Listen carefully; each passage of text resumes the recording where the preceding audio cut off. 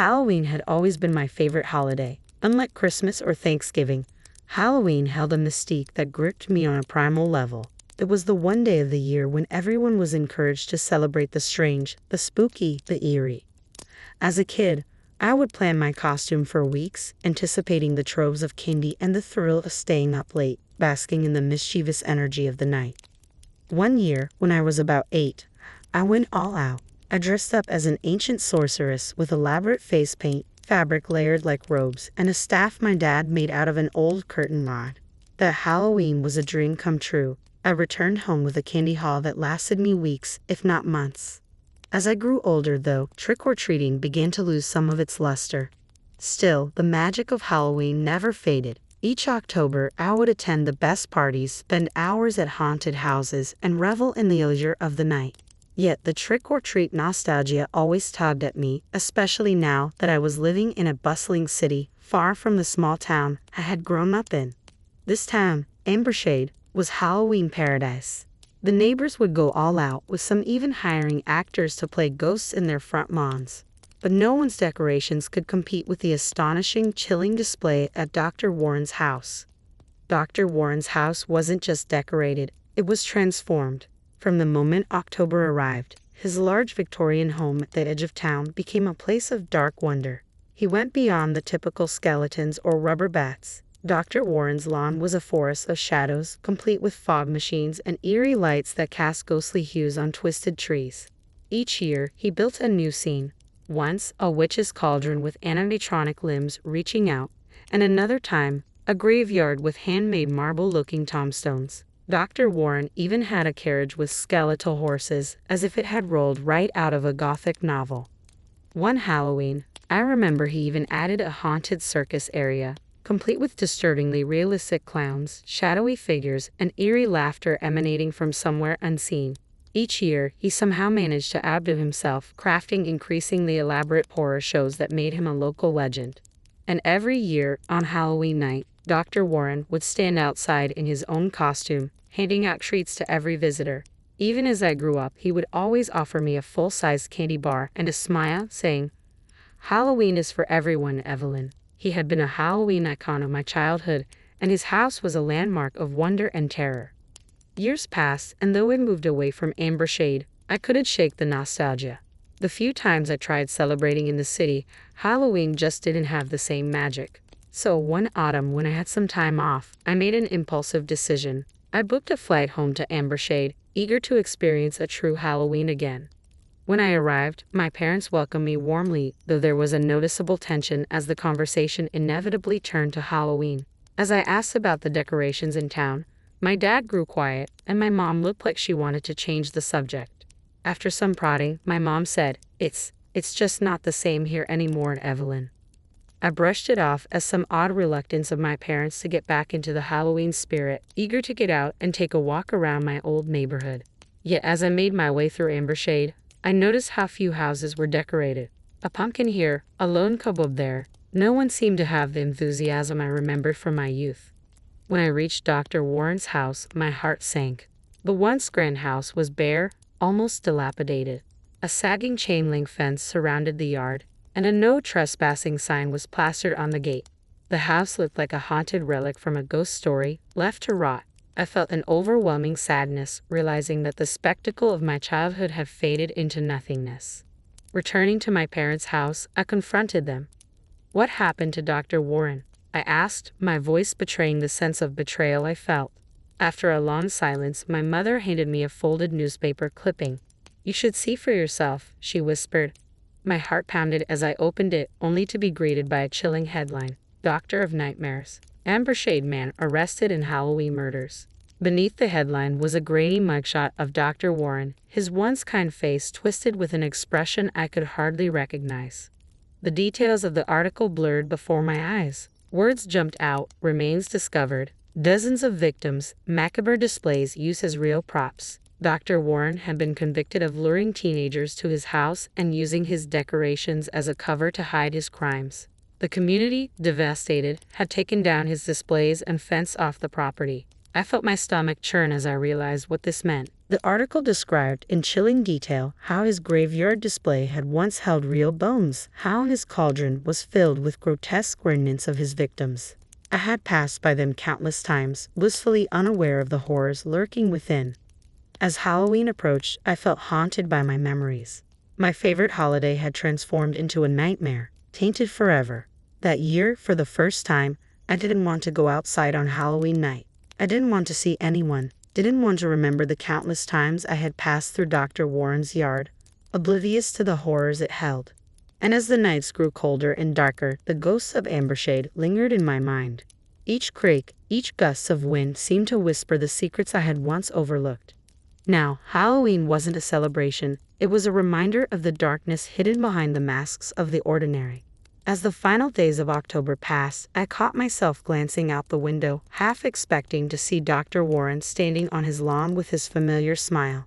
But the yard remained empty, the darkness undisturbed.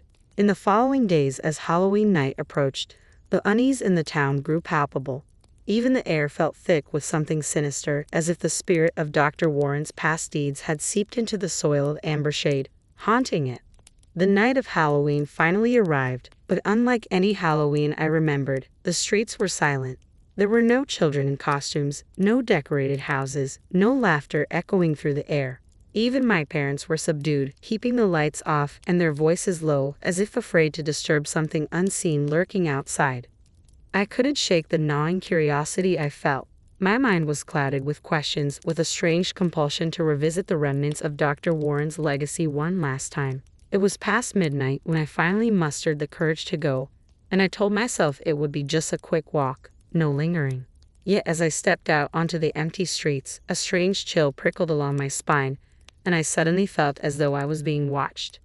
Approaching Dr. Warren's house, I was surprised to see faint, flickering lights in the distance.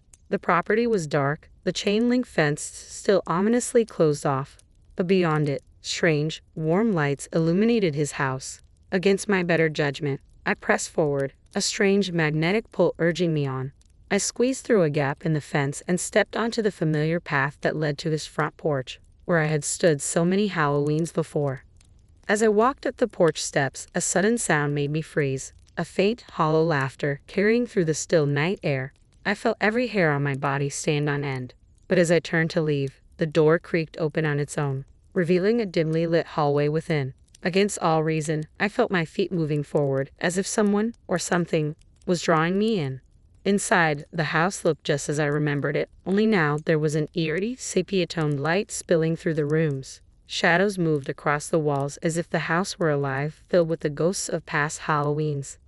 As I moved from room to room, I saw relics from his old displays, a broken skeleton here, a fog machine there, abandoned yet still faintly charged with the memory of past horrors.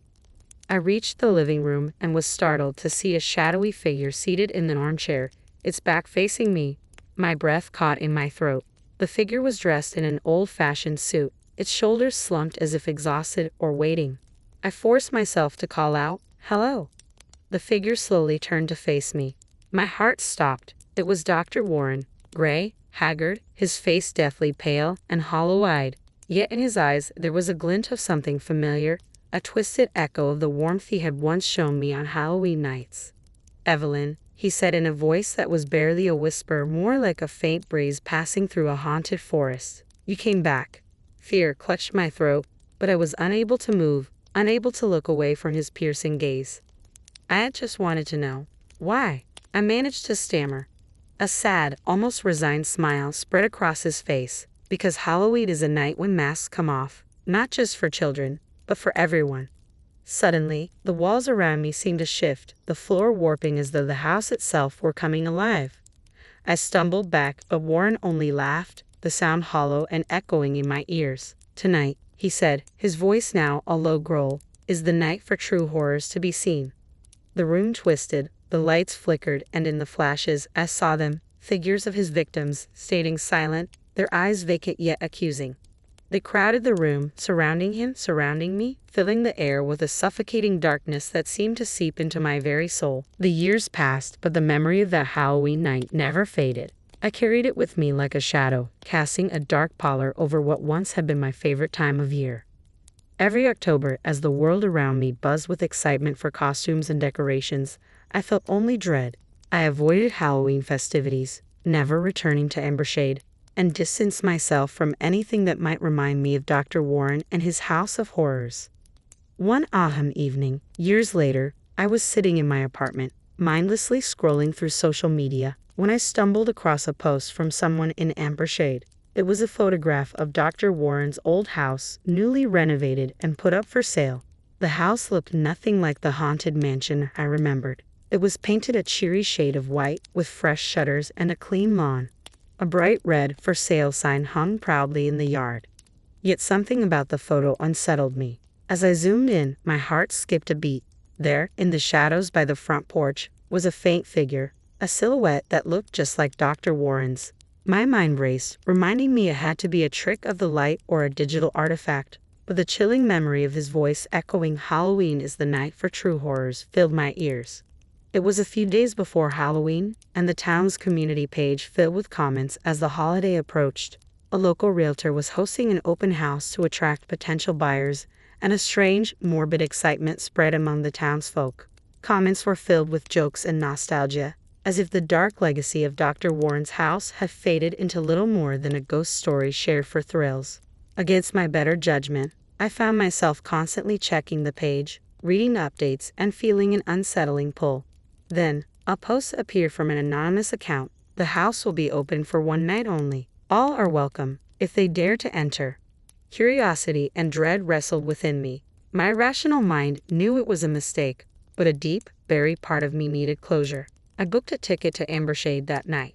When I arrived in town, the air felt thick and suffocating, as though the whole place held its breath. I walked to the house just as twilight began to descend. There was a small group of people outside, mostly teenagers who had likely heard of the house's sinister history, laughing and snapping selfies as they waited. The door to the house was open, inviting. I stepped inside, memories rushing back in a flood of dark familiarity. The house was beautifully staged. No trace of Dr. Warren's eerie decor remained. Bright furniture and fresh paint covered any hint of the macabre, but I felt his presence in every room, as if he were there, watching me. A soft whisper floated through the air. I froze, glancing around to see if anyone else had heard it, but the others were too busy laughing or scrolling on their phones. Then, I heard it again, clearer this time, my name in a voice unmistakably his. I tried to tell myself it was a trick of the wind or an echo, but the whispers grew louder. I turned to leave, but as I approached the front door, it slammed shut, trapping me inside. Panic flooded my veins. I tried the handle, but it wouldn't budge. The lights flickered, casting strange shadows along the walls. I stumbled back, watching in horror as the clean, fresh paint began to peel, revealing dark stains beneath. Faint figures began to appear in the shadows, each one staring, each one accusing. I recognized some of them, the same faces I'd seen that Halloween night years before. And then I saw him. Dr. Warren stood in the hallway, his hollow eyes piercing through the darkness. He looked unchanged, wearing that same twisted smile I had seen on Halloween, as if waiting patiently for me to return. "Evelyn," he whispered, his voice a low, haunting echo. "You came back." I was paralyzed, frozen as he took a step forward, then another. His face twisted, shifting between smiles and frowns, his expression one of both sorrow and something darker, as if relishing my terror. "You remember, don't you? Halloween, when the masks come off." I backed away, feeling the walls closing around me, the whispers of his victims growing louder and louder until they filled my ears, my mind, my soul. I couldn't escape. It was as if the house itself had come alive, trapping me in its web of terror. And then, in a rush of cold air, everything stopped. The whispers, the flickering lights, the oppressive feeling, all of it vanished, leaving me alone in an empty, silent room. I was trembling, my mind reeling, but I forced myself to move. I ran out of the house and didn't look back. I returned to my life, but I was forever changed. Each Halloween, I hear his voice calling to me, reminding me of that night, of the secrets hidden behind masks. I know now that Dr. Warren is part of me, a shadow I'll never escape. And as Halloween approaches each year, I feel him growing closer, his whispers louder, and I wonder if someday I'll answer his call once again.